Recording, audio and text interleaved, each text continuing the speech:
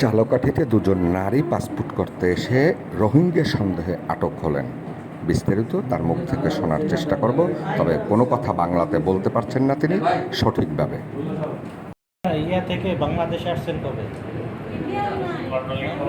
Myanmar থেকে আসছেন কবে? ওই ঝামেলার সময়। আপনি কি রোহিঙ্গা কিনা সেইটা প্রশ্ন করছি। তাহলে আপনি কোথা থেকে আসছেন? আপনার ভোটার আইডি কার্ড কোথায়? আপনার ন্যাশনাল এনআইডি কার্ড কোথায় সেটা?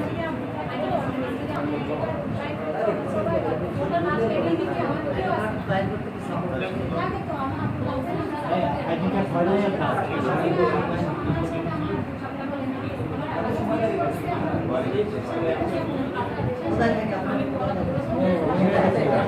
সেটা তো